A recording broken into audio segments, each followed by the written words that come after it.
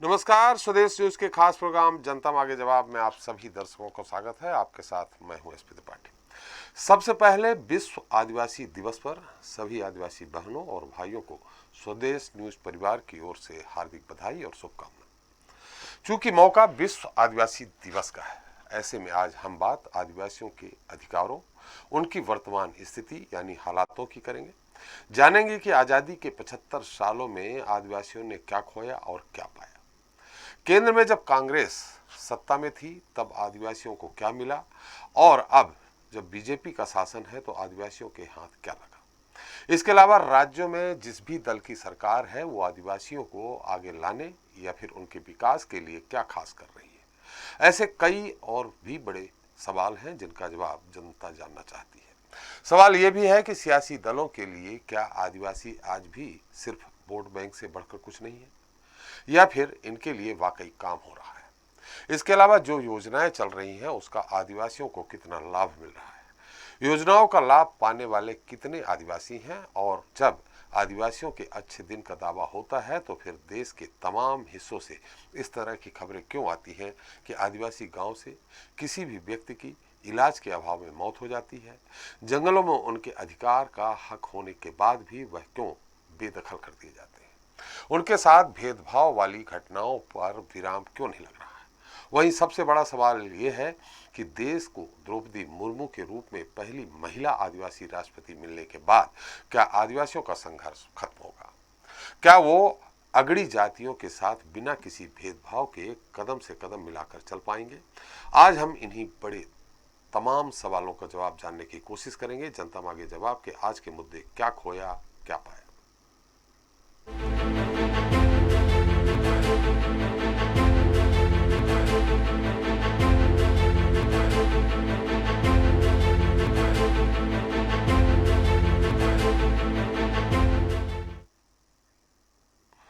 तो लोकसभा चुनाव में 2 साल से कम का समय बचा है, जबकि गुजरात और हिमाचल प्रदेश में इस साल के आखिरी में और मध्य प्रदेश, छत्तीसगढ़ समेत कुछ अन्य राज्यों में अगले साल के अंत में विधानसभा चुनाव होना है। ऐसे में बीजेपी और कांग्रेस के अलावा सभी पार्टियां मतदाताओं को लुभाने में जुट गई हैं। खास बात यह है कि सियासी दल हमेशा की तरह वर्गों के हिसाब से मतदाताओं को अपनी ओर आकर्षित करने में लगे हैं। जिस वर्ग का वोटर उसके लिए वैसे ही बातें। लेकिन सवाल वही है कि क्या ये वादे कभी पूरे होते भी हैं। इतना ही नहीं, अब जब विश्व आदिवासी दिवस है तो भी तमाम दावे वादे हैं।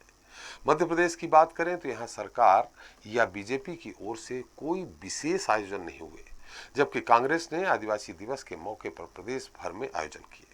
पीसीसी चीफ कमलनाथ ने आदिवासी क्रांतिकारी नेता टंट्या भील की कर्मस्थली इंदौर के पाताल पानी से तिरंगा यात्रा की शुरुआत की।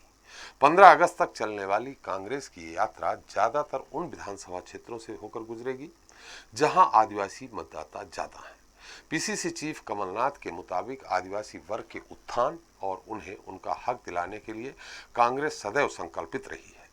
आदिवासी वर्ग के सामाजिक, आर्थिक और राजनीतिक हितों की न केवल कांग्रेस संरक्षक रही, बल्कि आदिवासी वर्ग की भलाई के लिए हर संभव कार्य योजनाएं भी कांग्रेस सरकार के समय संचालित की गई, जिससे उनके विकास की नई इबारत लिखी गई।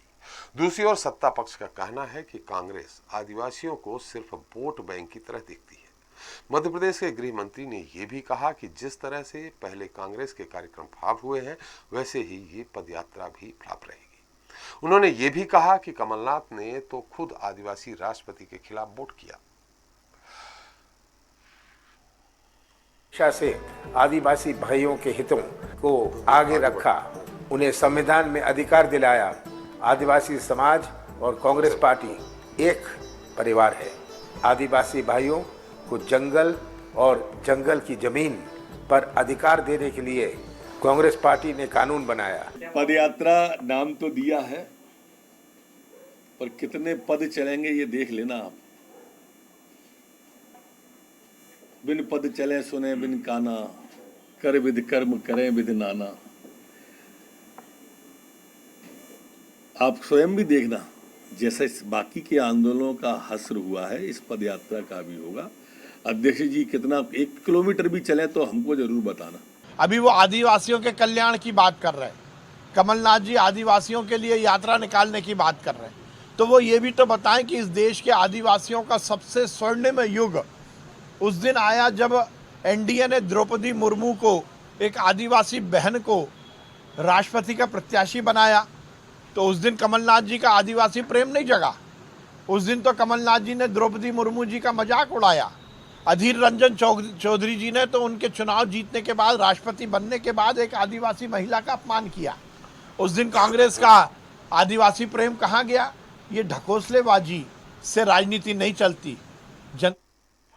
तो चलिए अब बात छत्तीसगढ़ की कर लेते हैं, जहां आज भी आदिवासी अपने अधिकारों के प्रति संघर्षरत दिखाई दे रहे हैं। वे बेहतर शिक्षा, स्वास्थ्य, रोजगार के लिए गुहार लगाते नजर आ रहे हैं। आलम यह है कि जंगल के मालिक कहे जाने वाले आदिवासियों की स्थिति दिन प्रतिदिन बदतर होती जा रही है।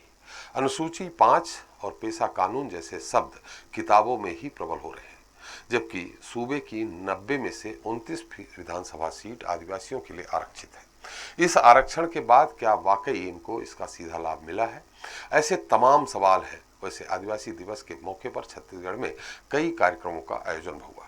इसमें सीएम भूपेश बघेल ने रायपुर और बिलासपुर में आयोजित कार्यक्रम में शिरकत की।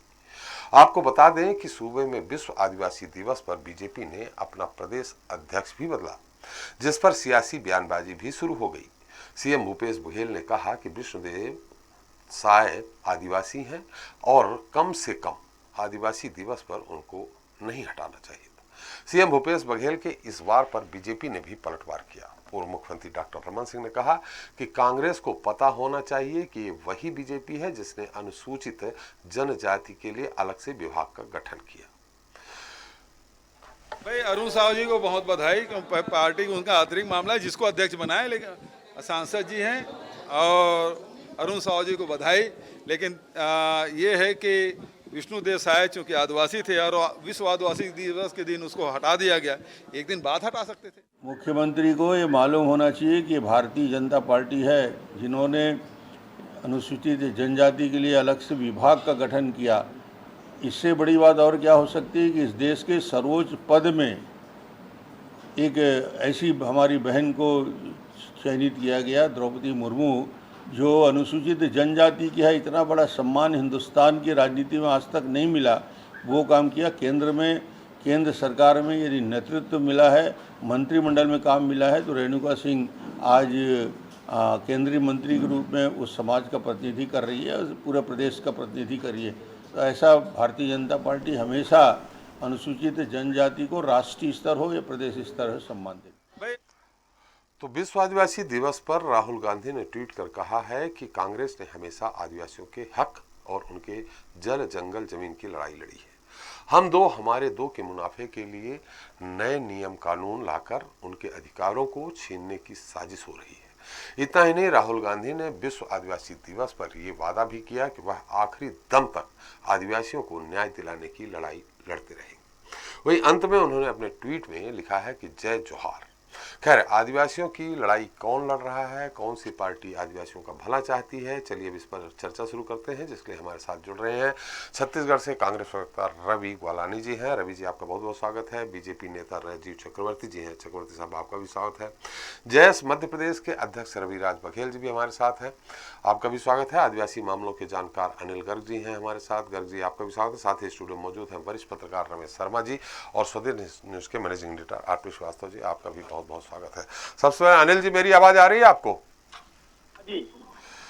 अनिल जी, आपने आदिवासियों पर अच्छा खासा पिछले 40-45 साल से काम करते आ रहे हैं, उनके हकों की लड़ाई लड़ते आ रहे हैं, जल, जंगल, जमीन की लड़ाई लड़ते आ रहे हैं। मुझे याद है वन ग्रामों की लड़ाई आपने लंबे समय तक लड़ी है। अभी भी बहुत ज्यादा वन ग्रामों को राजस्व ग्राम नहीं किया गया।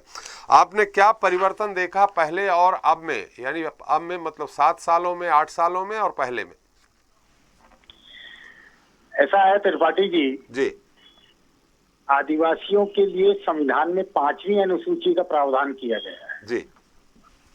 राजनीतिक दलों के प्रतिनिधियों से और जो दूसरे लोग आपके साथ बैठे हैं जी, उन सब से ये पूछिए कि देश के किस राज्यपाल ने संविधान की 5वीं अनुसूची के एक भी प्रावधान का पिछले 73 सालों में पालन किया है क्या? जी। इससे इससे ज्यादा प्रमाणित और दुर्भाग्यपूर्ण स्थिति नहीं हो सकती जी कि देश के जिन राज्यों में अनुसूचित क्षेत्र हैं, जी उन राज्यों के राज्यपालों ने जी आज तक संविधान की 5वीं अनुसूची के तहत एक भी कलम नहीं चलाई। जी उल्टे संविधान की 5वीं अनुसूची के विपरीत हर राज्य ने मुख्यमंत्री को आदिवासी मंत्रणा परिषद का अध्यक्ष बना रखा है। यानी वो हर राज्यपाल राज्य शासन के हितों को देखते हुए आदिवासी समुदाय पे राज्य शासन के निर्णयों को थोपने का काम संविधान लागू होने के बाद से आज तक के कर रहा है। ये तो पूरे देश के आदिवासियों की स्थिति हो गई जी। अब आपने कहा मध्य प्रदेश और छत्तीसगढ़ के आदिवासी दोनों पार्टियों के प्रतिनिधि यहाँ बैठे हैं, आपके साथ हैं जी इन दोनों पार्टियों के प्रतिनिधियों से ये पूछिए कि वन अधिकार कानून 2008 में लागू हुआ जी देश में, 14 साल हो गए। जी 14 सालों में इन दोनों राज्यों में कानून की धारा 3(1) ख के अनुसार कितने आदिवासी समुदायों को, कितने आदिवासी ग्रामों को सामुदायिक वन अधिकार पत्र सरकार बांट चुकी है अभी तक से। जी शायद इसीलिए भारत सरकार के जनजाति मंत्री और वन मंत्री को बैठक करके बोलना पड़ा ये कि 14 सालों में 10% भी सामुदायिक वन अधिकार पत्र हम नहीं बांट पाए, और इसलिए अब इसे एक अभियान के रूप में हमें लेना है। ये राजनीतिक विषय कांग्रेस और पार्टी बीजेपी के लिए हो सकता है, मेरे लिए ये विशुद्ध रूप से सामाजिक विषय है जी। जब देश की संसद ने कानून बना दिया, राज्य में वो कानून लागू हो गया, क्या छत्तीसगढ़ और मध्य प्रदेश की सरकार जनवरी 2008 से जी 14 सालों में भी एक यहाँ आदेश जारी नहीं कर पाई कि राजस्व ग्रामों की सीमा में आने वाले सामुदायिक संसाधनों पर ग्राम सभा के सामुदायिक अधिकार होंगे? इससे ज्यादा और कोई दुर्भाग्यपूर्ण उदाहरण नहीं हो सकता। मतलब आपका जी जी जी बोलिए बोलिए बोलिए आदिवासी, हाँ जी जी जी बोलिए आप। मैंने आपको आदिवासियों से जुड़े हुए ये 2 उदाहरण बताए। जी छत्तीसगढ़ की सरकार ने अभी 8 अगस्त 2022 को पेशा कानून के नियम अधिसूचित किए। जी वो नियम भी आधे अधूरे हैं, वो नियम भी भारी रूप से त्रुटिपूर्ण है। मध्य प्रदेश की सरकार तो अभी तक के नियम भी अधिसूचित नहीं कर पाई, वो कांग्रेस की सरकार रही हो या भाजपा की सरकार रही हो, जी कोई भी सरकार नहीं कर पाई। छत्तीसगढ़ के पेशा कानून के नियम जनवरी अभी 8 अगस्त 2022 को अधिसूचित हुए हैं। जी नहीं, मैं ये पूछना चाह रहा हूँ कि आधे अधूरे कैसे कह रहे हैं, थोड़ा संक्षेप में बताएं आप। क्या चीज?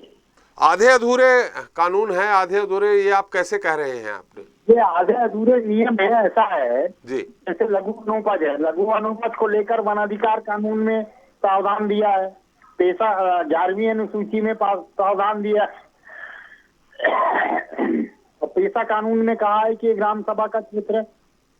तो जो छत्तीसगढ़ की सरकार ने अभी नियम अधिसूचित किए हैं जी उसमें अराष्ट्रीकृत लघु अनुपज शब्द का उपयोग किया है। भैया अराष्ट्रीकृत लघु अनुपज क्या होता है ये? और जब ये 3 केंद्रीय संविधान की 11वीं अनुसूची, पेशा कानून और वन अधिकार कानून में साफ कर दिया है कि लघु अनुपज से संबंधित संपूर्ण अधिकार ग्राम सभा के होंगे, अभी 8 अगस्त 22 के जो नियम छत्तीसगढ़ सरकार ने जारी किए उसमें फेडरेशन को भी अधिकार दे दिया है, जैसे अभी मध्य प्रदेश और छत्तीसगढ़ ग्राम सभा को न देके फेडरेशन को अधिकार दे दिया, फेडरेशन को भी दे दिया जी। तो आप ग्राम सभा के नियम बना रहे हैं, ग्राम सभा को कानून से 3 कानूनों से ग्राम सभा को अधिकार दिए हैं, आप फेडरेशन को अधिकार देने की बात कर रहे हैं। जी चलिए अनिल जी हमारे साथ कांग्रेस के छत्तीसगढ़ के प्रवक्ता हैं हमारे साथ, हम उनसे बात कर लेते हैं। रवि ग्वालानी जी हैं। रवि जी मेरी आवाज आ रही है? जी आ रही है, मेरी आवाज आ रही है? हाँ आपकी आ रही है, बहुत अच्छी आ रही है। अभी अनिल गर्ग जी की बातों को, वो आदिवासियों के हितों की लड़ाई पिछले 45 साल से लड़ते आ रहे हैं, मैंने उनको बहुत करीब से देखा है। उन्होंने बहुत पेशा कानून का आपने जो अभी नियम जो जारी किए हैं उस पे भी वो, हालांकि पेशा कानून को लेकर के लंबे समय से बहस चलती आ रही है। पिछले कई सालों से लग रहा है छत्तीसगढ़ में खासकर ये था कि पेशा कानून लागू किया जाए। पेशा कानून लागू तो नहीं हुआ, लेकिन फिर भी आपने जो नियम बनाए हैं उनमें भी वो त्रुटि है। बहरहाल, आपने आदिवासियों के हितों के लिए कांग्रेस सरकार ने, चाहे पहले केंद्र में रही हो चाहे वर्तमान में मध्य प्रदेश छत्तीसगढ़ में हो, क्या उनके अधिकार के लिए, उनकी सुविधाओं के लिए क्या किया आपकी सरकार ने? त्रिपाठी जी, सबसे पहले तो मैं आज विश्व आदिवासी दिवस पर आपके चैनल के माध्यम से सभी को बधाई देना चाहूंगा। और मैं बताना चाहूंगा कि महात्मा गांधी जी कहते थे कि भारत देश गांव में बसता है जी। और हमारे जितने भी आदिवासी भाई बहन हैं वो सब गांव में रहते हैं। तो कांग्रेस पार्टी पहले दिन से, वो गांव में बसने वाले किसान हो, आदिवासी हो या वहां पर काम करने वाले मजदूर हो, सबके लिए भारत में कानून बनाते आई है, उनके लिए काम करती रहती है जी। मैं बात करना चाहूंगा छत्तीसगढ़ की। हमारे मुख्यमंत्री भूपेश बघेल जी जैसे ही उन्होंने सत्ता संभाली, उन्होंने त्वरित फैसला लेते हुए यहाँ पर विश्व आदिवासी दिवस के दिन सर्वप्रथम अवकाश घोषित किया।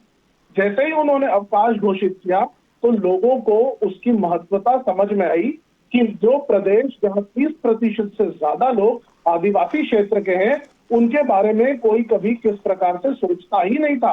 प्रदेश की जो दूसरी सरकारें रही, तो उन्होंने सबसे पहले वहां पर अपना ध्यान केंद्रित किया और एक आम जनता को यह अवगत कराया कि हमारे प्रदेश में आदिवासी हैं, वो बहुल में रहते हैं, तो उनके लिए हम विश्व आदिवासी दिवस मनाएंगे, जो पिछले 3 वर्षों से जोरों शोरों से मनाया जा रहा है।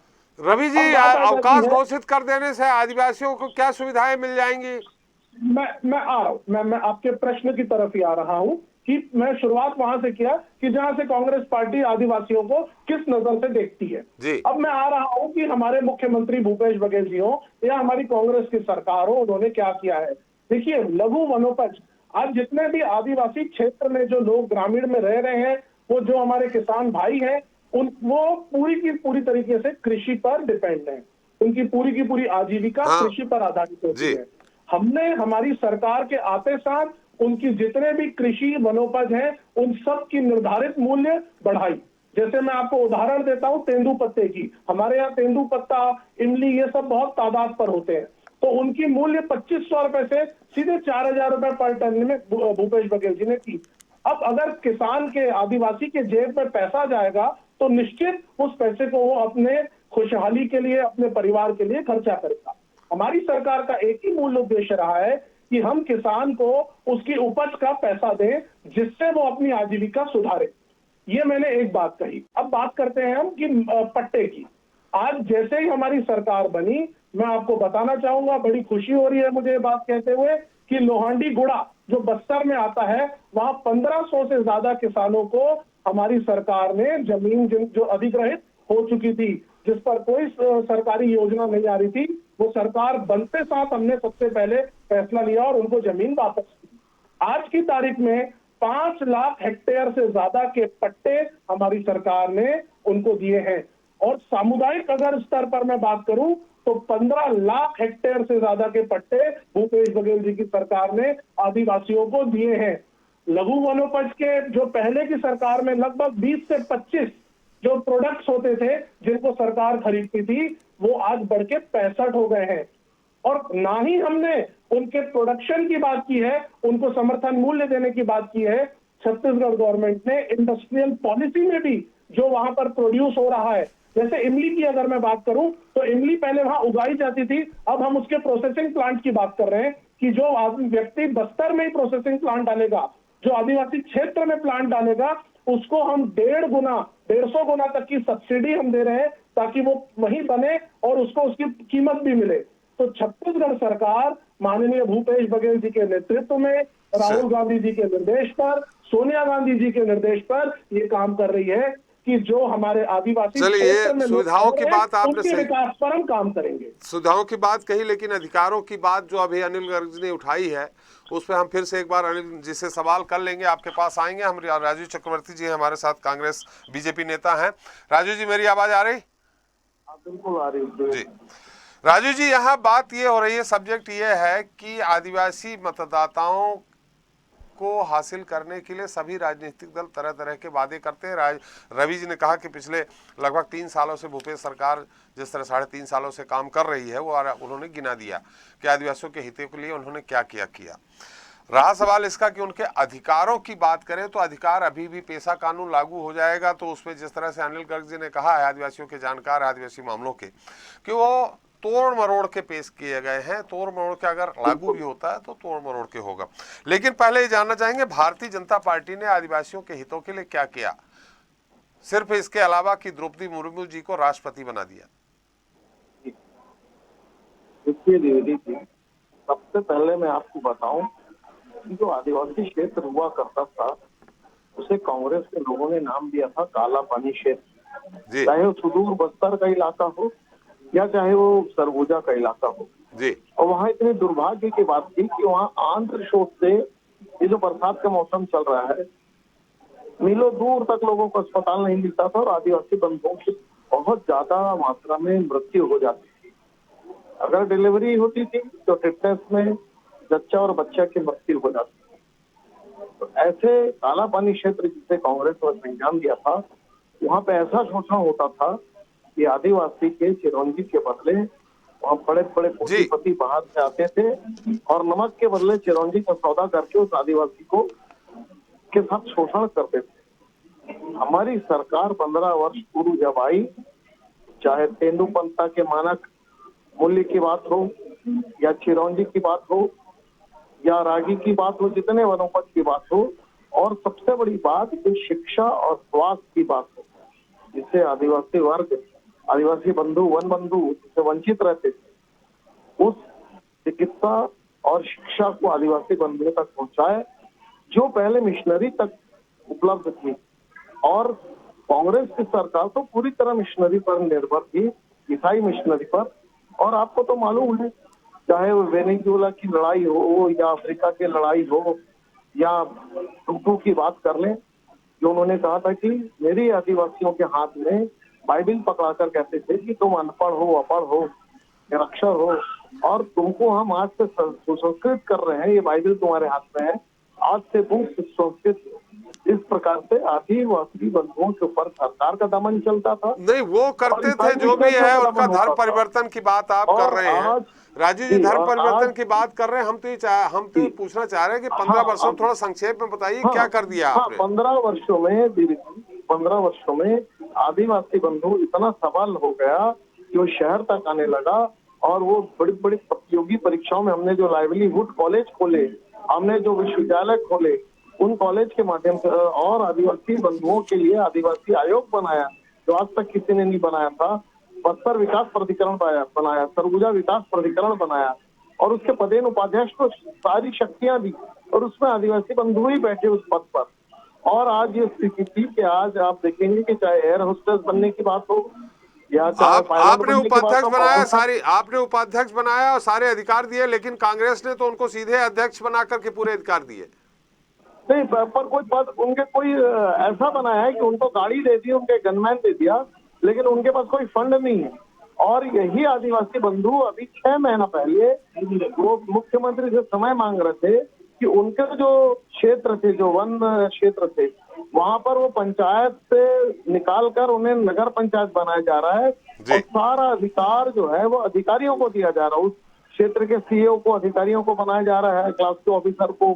और जो वन बंधुओं को, जो वन ग्राम को जो सुविधाएं थी, उसे निकाल कर वो नगर पंचायत बना रही है। एक प्रकार का शोषण है, एक प्रकार का एक जिसको लेके आदिवासी वर्ग काफी नाराज थे और वो राजधानी आए पैदल चलकर। तो मुख्यमंत्री उनसे मिलना मुनासिब नहीं समझा, न किसी मंत्री ने उनसे मिलना मुनासिब समझा। वो हमारी आदिवासी राज्यपाल अनुसुईया जी के पास गए और उन्होंने अपना ज्ञापन सौंपा। तो ये कांग्रेस की सोच है, वो आदिवासी मुख्य उम्मीदवार के खिलाफ। चलिए राजीव जी, आपने आरोप लगाया है कि कांग्रेस ने ये किया है। हम आपके पास आएंगे, हमारे साथ वरिष्ठ पत्रकार रमेश शर्मा जी है। रमेश जी, जैसे आज विश्व आदिवासी दिवस मनाया जा रहा है, हिंदी दिवस भी खूब बढ़ चढ़ के मनाया जाता है, ऐसे सारे दिवस मनाए जाते हैं। आप भी जानते हैं हिंदी दिवस के दिन खूब हिंदी में बात करें, हिंदी में काम करें, सरकारी कामकाज हिंदी में हो, सब होता है। हुआ कुछ नहीं ये लंबे समय से। वैसे आदिवासियों की बात करें, जैसे अनिल जी ने कहा है कि वन अधिकार अधिनियम 2008 में पास हो गया था, लेकिन आज तक कहीं भी किसी भी देश में लागू नहीं हुआ। 5वीं अनुसूची की बात करें तो कहीं नहीं लागू हुआ। लेकिन आदिवासियों के हित की सारी दलों की, चाहे बीजेपी हो, कांग्रेस हो, अन्य दल हो, सभी उनके हितों की बात करते हैं कि हम सबसे ज्यादा उनके हितैषी हैं। देखिए, आपने सबसे पहले आज को आदिवासी दिवस की बात कही जी। तो आज 9 अगस्त को सब लोग आदिवासी दिवस मनाएं और बहुत प्रेम से मनाएं और एक दूसरे को खूब बधाई दें। लेकिन सबसे पहले तो समझ लें कि 9 अगस्त को हुआ क्या था। 9 अगस्त को जो हुआ था वो इंडोजीनस जो समुदाय था अमेरिका में, उसका नरसंहार हुआ था। और ये 1492 से जो शुरू हुआ वो लंबे समय तक चला। उसमें लाखों लोग मर गए थे उसमें। तो कुल मिलाकर लाखों आदिवासी मर गए थे। ये अमेरिका में जी। अमेरिका में जो मूल निवासी थे वहाँ के, उनको आप आदिवासी कह लें, उसको ओरिजिनल उनके संवैधानिक शब्द उनका जो है वो इंडोजीनस शब्द है उसका, उसको अपन आदिवासी भी कह सकते हैं। तो वो जो लाखों लोग मर गए थे उनकी श्रद्धांजलि के लिए ये 1919 में एक राइट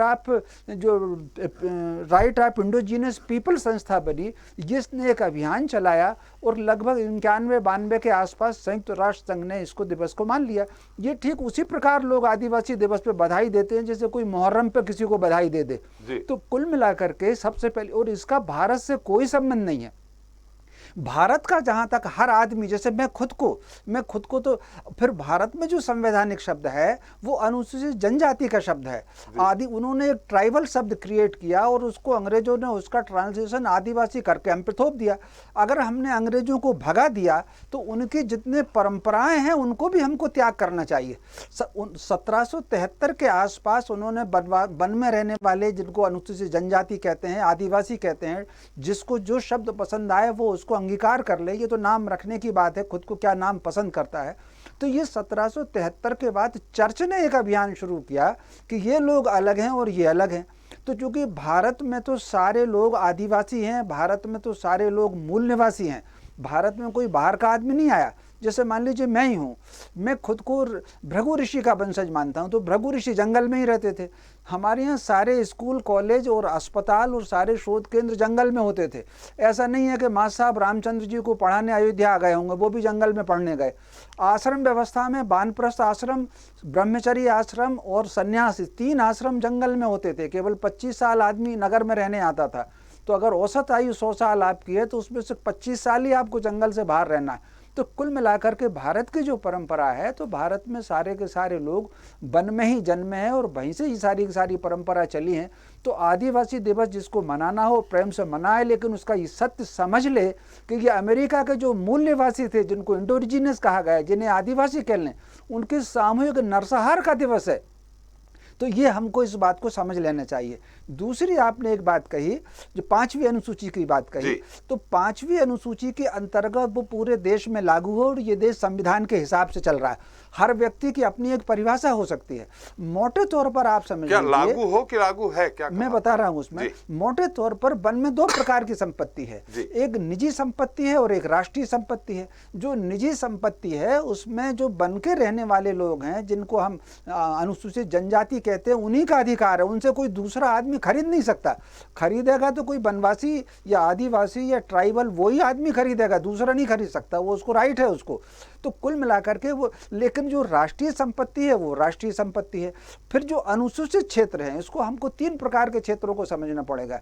एक तो कुछ ऐसे क्षेत्र हैं जो अनुसूचित क्षेत्र घोषित नहीं है, वहाँ की संपत्तियाँ अलग हैं। लेकिन अनुसूचित क्षेत्र जो घोषित नहीं है, वहाँ भी अगर किसी ट्राइबल की, किसी अनुसूचित जनजाति की संपत्ति है, तो वो भी कोई सामान्य व्यक्ति उसको नहीं खरीद सकता, उसका राइट है उसको। इसमें तो और कठिनाई ये हो गई है कि अगर उसको जरूरत है तो बेच भी नहीं सकता है वो। और जब अनुसूचित जनजाति का ही खरीदेगा तो आप जानते हैं, अगर 10 लाख रुपए एकड़ है तो 2 लाख रुपए एकड़ खरीदेगा। दूसरा जो संपन्न है वो ज्यादा महंगा खरीद लेगा। इस कानून से तो और भी, मैंने आदिवासियों से बात की, अनिल जी उसमें ज्यादा बेहतर बताएंगे, उसमें तो और ज्यादा परेशानी हो गई। रमेश जी देखिए, नहीं वो ये विषय, उस पर हम अलग से चर्चा करेंगे। लेकिन अभी मैं ये जो बात कह रहा हूं कि अनुसूचित क्षेत्रों में जो संविधान की 5 अनुसूची है उसके नियम लागू हैं। ये ठीक है, कहीं कोई छोटी मोटी विसंगति होगी, लेकिन कुल मिलाकर के ये देश जो चल रहा है वो संविधान के आधार पर चल रहा है और संविधान लागू है देश के अंतर्गत। दूसरा, जहां तक एक और बात है विकास की जहाँ तक बात है तो चूंकि हम लोग 1000 वर्ष तक अंधेरे में रहे हैं और एक ऐसे अंधेरे में रहे हैं यहाँ ना तो जंगल का कोई भेद था, ना गांव का कोई भेद था, ना शहर का कोई भेद था। भारत में सारे लोग उस अंधेरे के दौर में प्राण बचाने और पेट भरने के लिए भागते रहे। अगर आप 1941 की जनगणना के आंकड़े देखेंगे तो 99% लोग ऐसे थे जो गरीबी की रेखा के नीचे थे। लोग भूखमरी से कितने लोग मरे हैं 19वीं शताब्दी में, आप आंकड़े उठाकर देख लीजिए। लेकिन धीरे धीरे जो भी सरकार आ रही है, चाहे वो कांग्रेस की सरकार आ रही हो या संयुक्त सरकारें आ रही हो या भाजपा की सरकारें आ रही हो, सब लोग देश की तरक्की के लिए प्रगति कर रहे हैं। और यही कारण है कि हम लोग कितने प्रतिशत, आज 42-44% लोग गरीबी की रेखा के ऊपर आ गए हैं। तो कुल मिलाकर के धीरे धीरे तरक्की कर रहे हैं और धीरे धीरे तरक्की इसकी होगी। मैंने अनुसूचित जाति की भी तरक्की लगातार होती है, निश्चित रूप से हो रही है उनकी तरक्की भी। आप मुझे बताइए, अनुसूचित जाति के कितने हमारे बंधु हैं जो अब नगरों में आकर के मकान बना रहे हैं? एक समय था उनके जंगल में ही मकान नहीं थे। जनजाति की, अनुसूचित जनजाति का ही कह रहा हूँ। अनुसूचित जनजाति के कितने व्यक्ति हैं जो नगरों में आकर मकान बना रहे हैं? अब तो भारत के राष्ट्रपति भी बन रहे हैं, वरना वो जगह घर के अंदर उनका जंगल में झोपड़ी जैसी हुआ करती थी, पेड़ों के नीचे सोया करते थे। तो समय के साथ हर सरकार काम कर रही है और हर राजनीतिक दल उसकी चिंता कर रहा है। लेकिन हमको जो अंग्रेजों ने शुरू किया था डिवाइड एंड रूल वाला जो मामला था कि वनवासी अलग है और गाँव वाला अलग है और शहर वाला अलग है, उस मानसिकता से मुक्त होकर के हमको एक राष्ट्र और एक स्वरूप की और एक भारतीय की चिंता करनी होगी। चलो श्रीवास्तव जी, यहाँ तो रमेश जी ने कुछ अलग व्याख्या कर दी है निश्चित तौर पे जी। फिर अनिल जी के पास फिर चलते हैं जी। देखिए त्रिपाठी जी, जहाँ तक आदिवासियों के जल जंगल ज़मीन का सवाल है और जो क्षेत्र हैं, मैंने अभी एक जगह रिपोर्ट देख रहा था कि एक तो आदिवासियों की जनसंख्या निरंतर घटती जा रही, कई राज्यों में घटी है। आप देखिए कई आदिवासी जनजातियां विलुप्त होती जा रही हैं। तो पहाड़ी कोरबा से लेके बहुत सारी चीज़, बहुत बड़ा सवाल है जिस पर उसका एक मूल कारण ये हो सकता है कि वहाँ पर शिक्षा, स्वास्थ्य की सुविधाएं नहीं है, पेयजल की समस्या है, तमाम चीज़ें। आज भी जंगलों में जाइए तो लगभग ये सब सारी समस्याएं हैं। जहाँ तक उनके अधिकारों का सवाल है, 8वीं अनुसूची मतलब 2008 में वन अधिकार कानून आया। मेरे ख्याल में हम विशेष रूप से मध्य प्रदेश और छत्तीसगढ़ की बात करें, ज़्यादा समय तक भारतीय जनता पार्टी की सरकार है, ऐसे कानून को लागू कर सकते थे वो लोग। और छत्तीसगढ़ में जी छत्तीसगढ़ में, मध्य प्रदेश में 2008 से सरकार जो भारतीय जनता पार्टी की रही है, कुछ समय के लिए कांग्रेस की रही, बाकी रही है। तो उस पर भी काफ़ी कुछ काम होने की ज़रूरत है जो नहीं हुआ। आज आप देखे होंगे कि जहाँ तक ये दिवस मनाने की बात है, ठीक है जो भी हो, लेकिन कम से कम इस मतलब आज के दिन 9 अगस्त को ये दिवस मनाया जा रहा है, तो कुछ न कुछ आदिवासियों के बारे में लोग चर्चा कर रहे, सोच रहे हैं, इस समाज के बारे में सोचने के लिए तैयार हैं लोग। और जहाँ तक सरकारों की बात है तो सरकारें, बहुत सारे आदिवासी आयोग बना हुआ है, तमाम चीज़ें हैं, उनके नाम पर बहुत सारा फंड जा रहा। मैंने कई जगह देखा, अभी मध्य प्रदेश में बैगा विकास के नाम पर करोड़ों रुपया जा रहा, लेकिन बैगा अभी वहीं के वहीं है, उनका कहीं विकास नहीं दिखता है। तो कहने का मतलब ये है कि हम ये नहीं कहते कि अभी तक उनके लिए, उनके हितों के लिए कोई काम नहीं हुआ ज़रूर है, लेकिन जिस तरह से अन्य लोगों के साथ काम हुआ उतना उस स्तर का काम नहीं हुआ। आज भी जंगलों की तरफ जाइए आप और सुदूर क्षेत्रों में जाइए तो बहुत सारी चीज़ें, हालांकि सड़कों में कुछ विस्तार हुआ है, कुछ पेयजल वगैरह पर भी काम हो रहा है, लेकिन जो समुचित रूप से जितना फंडिंग हो रही है वो फंड उनके विकास के लिए सही ढंग से उपयोग नहीं हो रहा है। तो हमको लगता है कि ये इसमें जो भी एक तरह से ब्यूरोक्रेसी भी इसकी जिम्मेदार है, न केवल सरकार पर ही न थोपा जाए, ब्यूरोक्रेसी भी शायद इतना ज़्यादा एक्टिव नहीं है कि इन लोगों के विकास के लिए कोई काम कर पाए। और त्रिपाठी जी, सबसे बड़ी बात यह है कि आज ही देखिए, आज एक बड़ी बात यह है कि पिछले साल मैंने देखा मध्य प्रदेश सरकार और वहाँ के माननीय मुख्यमंत्री जी काफ़ी बढ़ चढ़ के इस दिवस पर भाग ले रहे थे, लेकिन इस बार कोई कार्यक्रम नहीं हुआ। बड़ा आश्चर्य का, खासकर सरकार की तरफ से और भाजपा की तरफ से कोई कार्यक्रम नहीं हुआ। जी बहुत। अनिल जी, मेरी आवाज आ रही है आपको? जी। हमारे साथ कांग्रेस के रवि ग्वालानी जी हैं, उन्होंने बताया कि किस तरह से भूपेश सरकार ने आदिवासियों के हित में काम किया।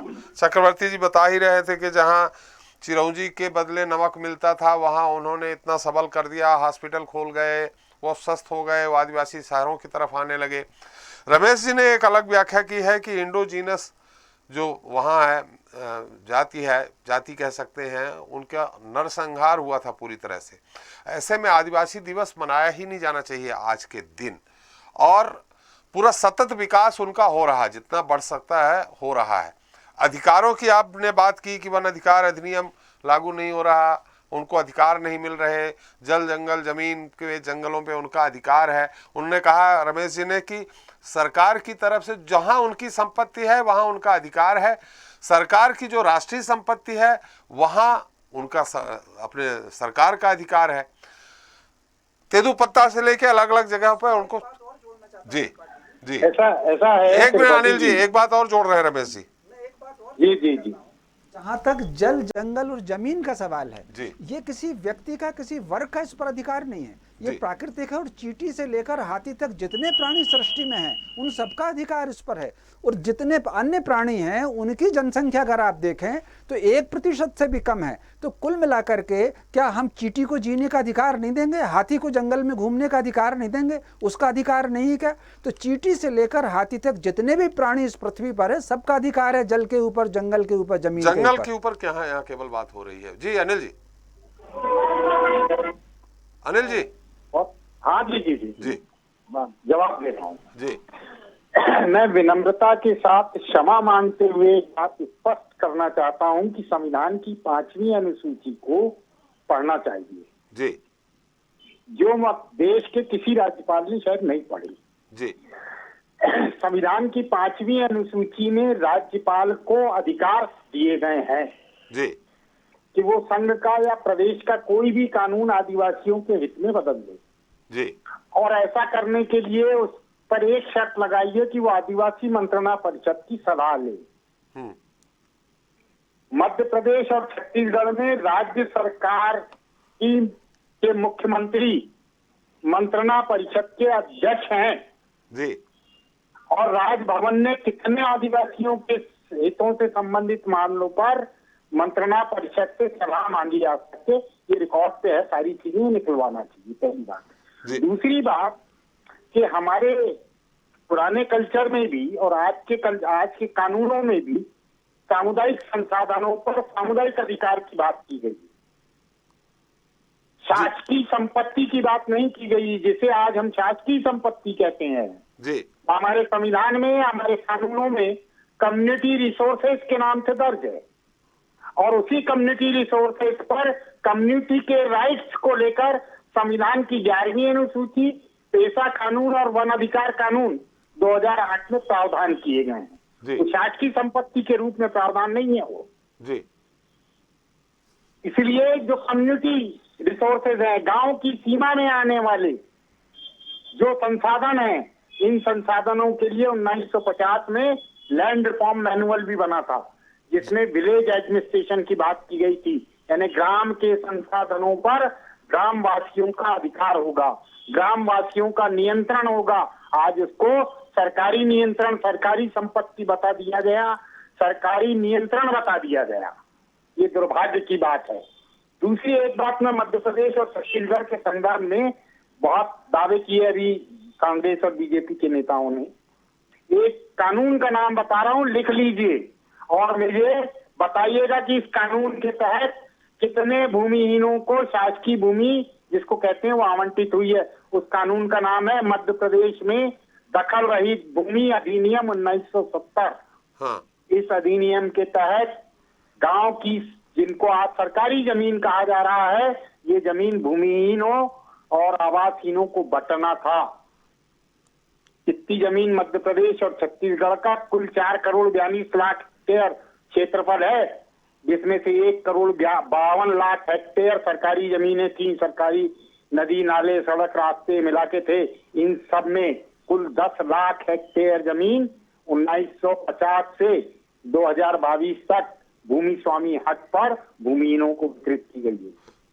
भूमिहीनों मतलब यहाँ आदिवासियों की बात कर रहे हैं कि सभी भूमिहीनों को, आदिवासी भूमिहीनों की सभी समाज के सभी के लिए वो तो क्रम बना हुआ था कि सबसे पहले अनुसूचित जनजाति को मिलेगी, फिर अनुसूचित जाति के लोगों को मिलेगी, फिर स्वतंत्रता संग्राम सेनानियों को मिलेगी, फिर पूर्व सैनिकों को मिलेगी, सबसे आखिरी में सामान्य वर्ग के लिए था। वो तो पूरी लिस्ट उस कानून में बनी हुई है। कि किसका प्राथमिकता का काम क्या होगा उसमें। ये अनिल जी, आप ये कह रहे हैं उनके अधिकारों की बात है, लेकिन उनके जो स्तर है उनको सुधारने की बात जो अभी बीजेपी और कांग्रेस ने कही है, उनने दावा पेश किया कि हमने उनके जो उन पे जो सुधार किया, उनके जनजीवन को ऊपरी स्तर तक लेकर के आए हैं, ये वो दावा कर रहे हैं। अधिकार की बात आप जरूर कर रहे हैं, लेकिन दावा उनका ये है कि हमने उनके स्तर को, जीवन स्तर को सुधारने का प्रयास किया है बेहतर। ऐसा है, जो समाज के दूसरे वर्ग हैं जी, उन वर्गों से अगर उनकी तुलना की जाए, उनके विकास की या उनकी उन्नति की, तो वो कितने, किस पैमाने पर खड़े उतरेंगे कांग्रेस और बीजेपी के नेता, इसका उनको खुद को चिंतन करना चाहिए। और ये मेरे लिए कम से कम बहस का या उसका विषय नहीं है कि साहब हमने बहुत उनके लिए कर दिया।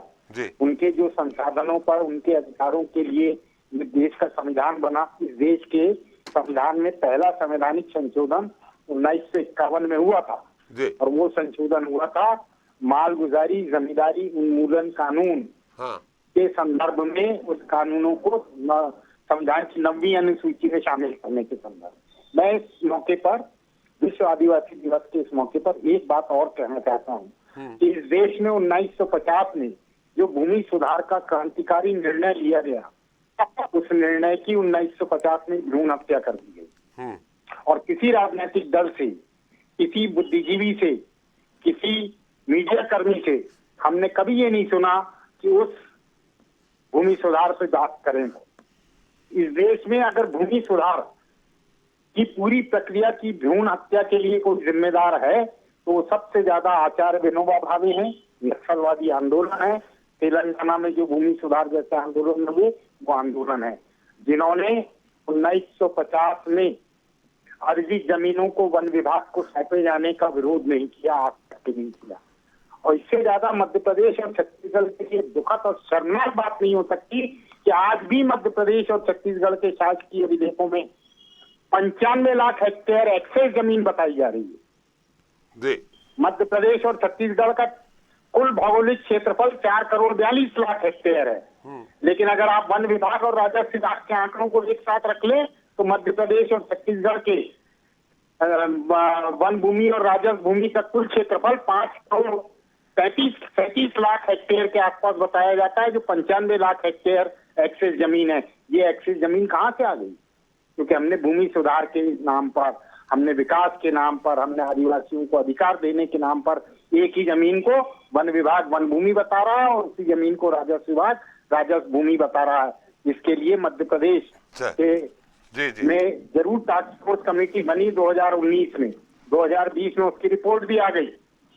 एडिशनल चीफ सेक्रेटरी श्रीवास्तव की अध्यक्षता में बनी थी, वो रिपोर्ट भी आज वल्लभ भवन के गलियारों में मालूम नहीं कहाँ गुम। चलिए, अभी तो उनके आज आदिवासी दिवस की बात हो रही है। हमारे साथ जैस के अध्यक्ष भी जुड़ गए, रविराज बघेल जी। बघेल जी, मेरी आवाज आ रही है आपको? बघेल जी, मेरी आवाज आ रही है आपको? हाँ जी, जी आ रही है। बघेल जी, आज आदिवासी विश्व आदिवासी दिवस है। हमारे साथ कांग्रेस प्रवक्ता भी हैं, बीजेपी के छत्तीसगढ़ से बैठे हुए हैं, कांग्रेस के भी छत्तीस, अनिल गर्ग इस मामले के जानकार हैं, हमारे managing editor RP Srivastava ji भी हैं।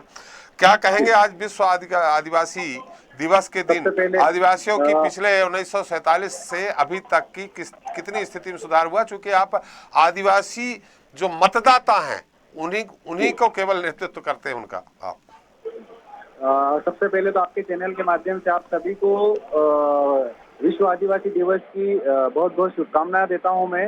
साथ ही मैं बता दूं, आपने बताया कि भाई आजादी के बाद से 70 साल बीत चुके, उसके बाद भी आदिवासियों की स्थिति क्या है। अगर आदिवासियों की स्थिति अगर आज हम लोग देख रहे हैं, पूरे देश में संयुक्त राष्ट्र संघ ने जब 194 कंट्रीज से एकत्रित हुई थी, वहाँ पे आदिवासी दिवस की घोषणा की, तो यहाँ की प्रदेश सरकार, चाहे छत्तीसगढ़ सरकार हो या केंद्र सरकार हो या मध्य प्रदेश की सरकार हो, उन्होंने विश्व आदिवासी दिवस, पहले मुख्यमंत्री जी ने, मध्य प्रदेश के मुख्यमंत्री जी ने आदिवासी दिवस की खुद स्वयं ने घोषणा की थी और खुद बड़े धूमधाम से आदिवासी दिवस मनाया था। लेकिन इस वर्ष ऐसी क्या उनके ऊपर चीजें आई है कि उन्होंने छुट्टी को निरस्त करते हुए आदिवासी दिवस मनाने का जो आदिवासी समुदाय में जो स्थिति की लहर थी, उनको या तो वो चाहते ही नहीं कि आदिवासी समाज इस प्रदेश में या इस देश में बड़ी धूमधाम से अपने दिवस को मनाए और अपनी संस्कृति, अपनी परंपरा, अपनी रीति रिवाज और अपने संविधान में जो दिए गए अधिकारों के लिए वो अपनी बात रख सके। दूसरी चीज, अगर संविधान, अगर आदिवासी इसके लिए दोषी क्या किसको दे, मुख्यमंत्री को दे रहे हैं कि पूरी भारतीय जनता पार्टी को दोषी ठहरा रहे हैं? नहीं, दोनों ही पार्टी को। देखो एक्चुअली क्या हुआ, आदिवासी का अगर वास्तव में हितैषी होते हैं, दोनों ही पार्टी सत्ता में रही है, ठीक है। पिछली बार जब कमलनाथ सरकार थी मध्य प्रदेश में, उन्होंने आदिवासी दिवस को घोषणा की थी छुट्टी और मनाया, लेकिन शिवराज सिंह चौहान सरकार ने भी छुट्टी घोषित की थी। लेकिन इस बार से ऐसा क्या हो गया कि आदिवासियों के इतने ज्ञापन गए, इतने तमाम संगठन ने इतने ज्ञापन धरने दिए, उसके बाद भी छुट्टी घोषित नहीं की। दूसरा बात ये कहता हूँ मैं, अगर आप वास्तव में आदिवासी हितैषी होते तो इस बार 9 अगस्त की आप सार्वजनिक अवकाश घोषित करते। दूसरी चीज मैं कहना चाहूंगा आदिवासी विकास की बात। एक और बोलते हैं कि हम आदिवासी विकास, आदिवासी हितैषी है, तो मध्य प्रदेश में 1000 सरकारी स्कूल आदिवासी क्षेत्रों के बंद किए गए। तो आदिवासियों का विकास कैसा चाहते हैं? एक और आदिवासियों को शिक्षा से वंचित करना चाहते हैं। आदिवासी अपने पढ़ लिख जाएंगे तो अपने अधिकारों की बात करना लग जाएंगे, इसलिए आदिवासी क्षेत्रों में हजारों स्कूलों को बंद कर रहे हैं। दूसरी ओर बेरोजगारी की समस्या, पलायन की समस्या, भूखमरी की समस्या और सबसे बड़ी कुपोषण की समस्या आदिवासी समाज में है। इसके लिए सरकार के क्या प्रयास थे? आज आजादी के बाद से कोई भी सरकार ने ऐसा प्रयास नहीं किया कि आदिवासी मुख्य धारा से जोड़ सके। इसलिए ये हमारे जैसे जय आदिवासी युवा संगठन, जय जैसे संगठनों को धरातल पर काम करना पड़ रहा है। आदिवासी के एक एक वोटरों के बीच में जाना पड़ रहा है। चलिए, इन 18 वर्षों में बीजेपी सरकार, 15 महीने कमलनाथ सरकार छोड़ दी, 18 वर्षों बीजेपी सरकार ने आदिवासियों के लिए कुछ किया? थोड़ा संक्षेप में। बिल्कुल नहीं किया। अगर आदिवासी के वास्तव में हितैषी होते तो आज भी आदिवासी कतार के आखिर पंक्ति में खड़ा आदिवासी वर्ग जो है मुख्य धारा से कहीं न कहीं वंचित है। हम मानते हैं कुछ हद पे आदिवासियों का आप विकास करो। अगर आप आदिवासी के हितैषी होते तो आप आदिवासियों की शिक्षा के लिए बात क्यों नहीं करते हो? आप आदिवासियों के पलायन रोकने के लिए आपके पास क्या कदम है? आज आदिवासी समाज में जो कुपोषण की गंभीर समस्या है उसके लिए आप क्या कर रहे हैं? आज आप आदिवासी ग्रामीण क्षेत्रों में जाइएंगे, वहाँ पे सड़कें नहीं बनी है। आदिवासी क्षेत्रों में जाएंगे, आपको पानी के लिए हेडपंप नहीं लगे। आज आदिवासी क्षेत्रों में जाएंगे तो आप बिजली की समस्या नहीं है। तो आज मुख्य धारा से कहाँ जुड़ा आदिवासी समाज आज भी अपने आप को कुछ संकुचित मानसिकता से देखता आ रहा है, क्योंकि आज वो जाता है लेकिन आज उसको जब भी अपनी बात रखने के लिए बात आती है तो उसको दबा दिया जाता। आप आपके छत्तीसगढ़ में ही देख लो, आज छत्तीसगढ़ में ताजा एग्जाम्पल देगा। आज केंद्र की मोदी सरकार ने या देश के राष्ट्रपति पे जो आदिवासी महिला को राष्ट्रपति बनाया, उनका सम्मान करता है। लेकिन उसी के साथ एक दुर्भाग्य की बात है कि छत्तीसगढ़ के बस्तर जिले के कुछ आदिवासी समुदाय मिलने जाते हैं तो माँ मई राष्ट्रपति या मोदी उनको मिलने से इनकार कर देती। तो आप राष्ट्रपति के हितैषी हो तो आप आज आदिवासियों के हितैषी तो आदिवासी आप फिर से बताइए, कहाँ के लोग मिलने गए थे राष्ट्रपति महोदया से?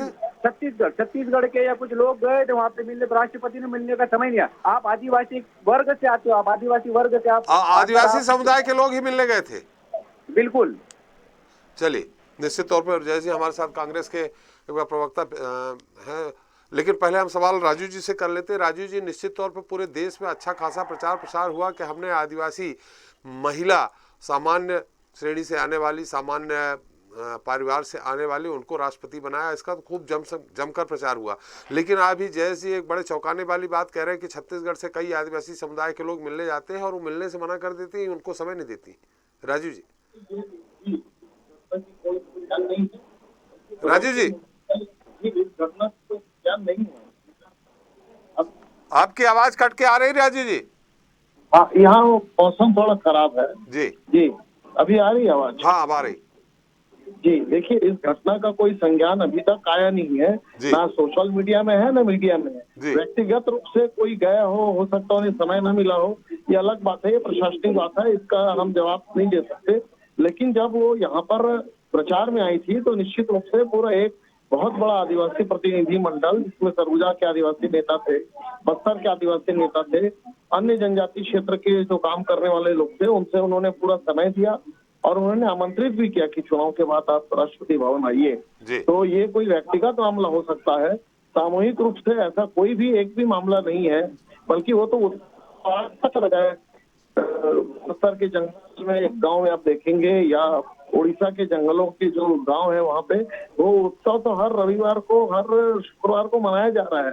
जय बुढ़ादेव की जय घोष हो रही है और लगातार ये उत्सव चल रहा है। जी। अब मुझे पता नहीं बघेल साहब कोई व्यक्तिगत घटना को अगर बताएं तो उसका हमें संज्ञान नहीं है, लेकिन भारतीय जनता पार्टी को गौरव प्राप्त है कि उसने छत्तीसगढ़ को अलग राज्य बनाया। चलिए, निश्चित तौर पे केंद्र सरकार जो बार बार कह रहे हैं, अनिल जी कह रहे हैं कि वन अधिकार अधिनियम, उनके जो अधिकार है, जो उन्होंने इसमें बहुत अध्ययन किया है, वो उस तरफ अगर आपकी केंद्र सरकार ध्यान देगी तो शायद आदिवासियों का और बढ़िया उत्थान हो सकेगा। चलते चलते रवि गोलानी जी, आपका बहुत संक्षेप पे, समय समाप्त हो रहा है।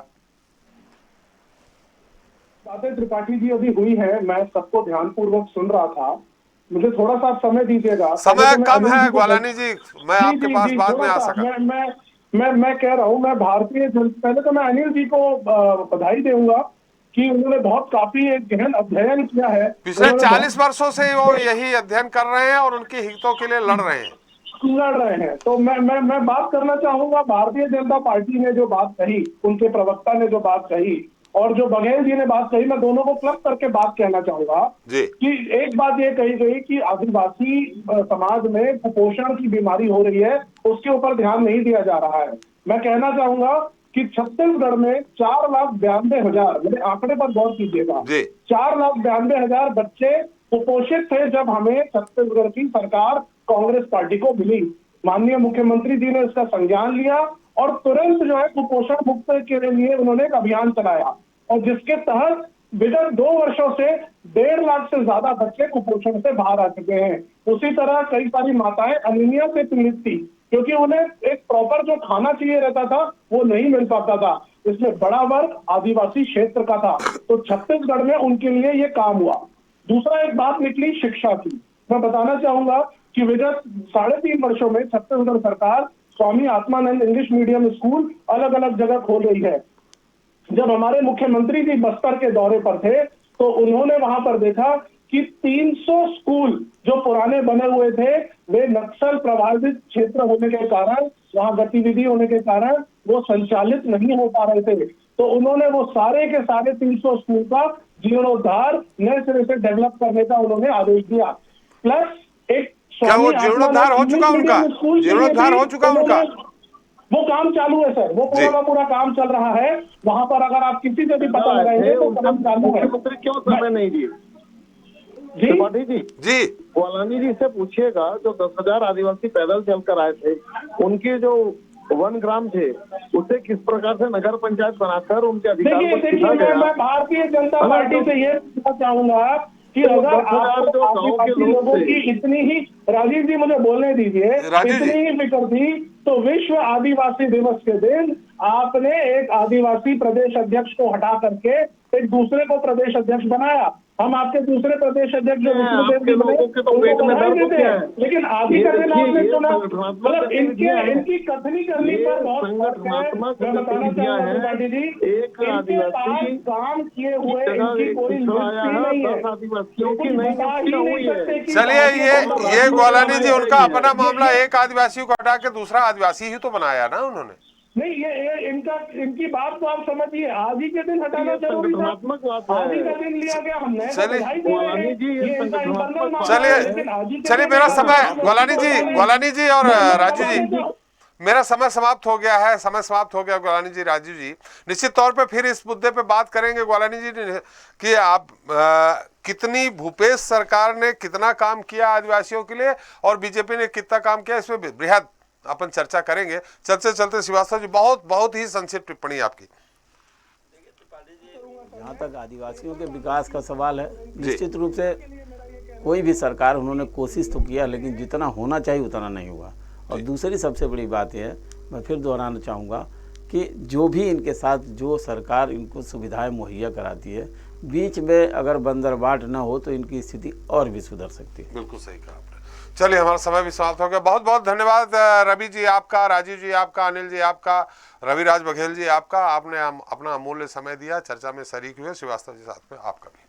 तो आदिवासियों की तमाम ऐसी मांगे हैं जिन्हें लेकर वो आए दिन प्रताड़ित किए जाते हैं या फिर उनके आशियाने उजाड़ दिए जाते हैं। बावजूद इसके उनसे हर वो वादे किए जाते हैं जो उनकी जिंदगी की दिशा और दशा बदल दें। ये उनका दुर्भाग्य नहीं तो क्या है। इधर मध्य प्रदेश में सरकार की ओर से आदिवासी दिवस पर कोई विशेष आयोजन नहीं हुआ, जबकि कांग्रेस का जो कार्यक्रम था वो कहीं न कहीं थोड़ा बहुत ही सही असरदार था। ऐसे में ये कहना गलत नहीं होगा कि आदिवासी आज भी आधार में ही है। इसी के साथ जनता मांगे जवाब में इतना ही। नमस्कार।